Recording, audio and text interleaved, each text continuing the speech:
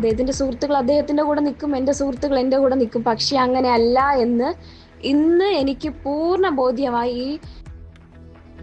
സഹപ്രവർത്തകർ കൂടെ നിൽക്കില്ലെന്ന് ബോധ്യമായതായി അഡ്വക്കേറ്റ് ഷാമിലിയുടെ ശബ്ദ സന്ദേശം അഭിഭാഷകരുടെ ഗ്രൂപ്പിൽ. ബാർ അസോസിയേഷനിലെ ഭൂരിപക്ഷം പേരും കാര്യമറിയാതെ കഥകൾ പ്രചരിപ്പിക്കുന്നുവെന്നും കരണത്തടിയേറ്റ അഭിഭാഷക അഡ്വക്കേറ്റ് ബേലിൻ ദാസിന്റെ ജാമ്യാപേക്ഷയിൽ ഇന്ന് വിധി. വഞ്ചിയൂർ 12ാം കോടതി വിധി പറയും. CPM-നെ വെട്ടിലാക്കിയ ജി സുധാകരനെതിരെ കേസെടുത്തത് സർക്കാർ തലപ്പത്തു നിന്നുള്ള നിർദ്ദേശപ്രകാരമെന്ന് സൂചന. നീക്കം സുധാകരനെ വരുതിക്ക് നിർത്താൻ ഇന്നലെ തന്നെ കേസെടുക്കണമെന്ന് SP-ക്ക് നിർദ്ദേശം കിട്ടി. വകുപ്പുകൾ നിലനിൽക്കാത്തതെന്നും വിലയിരുത്തൽ. കടുത്ത അമർഷത്തിൽ സുധാകരൻ. പാകിസ്ഥാനെ അടിയറവ് പറയിക്കാൻ ഇനി ഇന്ത്യയുടെ നയതന്ത്ര യുദ്ധം. സർവകക്ഷി സംഘം വിദേശ രാജ്യ തലവന്മാരെ കാണുമ്പോൾ ലക്ഷ്യം പാകിസ്ഥാനെ ഒറ്റപ്പെടുത്തുക.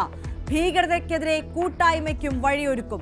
അമേരിക്കയിലേക്കും UK-യിലേക്കുമുള്ള സംഘത്തെ നയിക്കുക ശശി തരൂർ.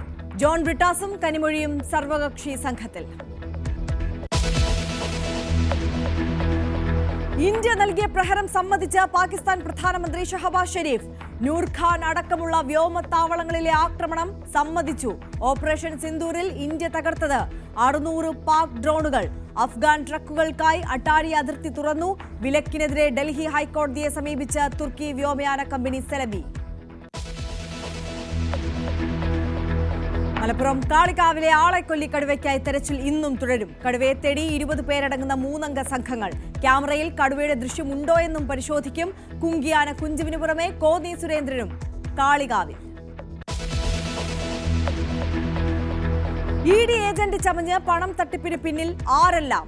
ഏജന്റ് പറഞ്ഞ സമയത്ത് തന്നെ EDയുടെ സമൻസ് വന്നതെങ്ങനെ? അന്വേഷണം വിപുലമാക്കി വിജിലൻസ്.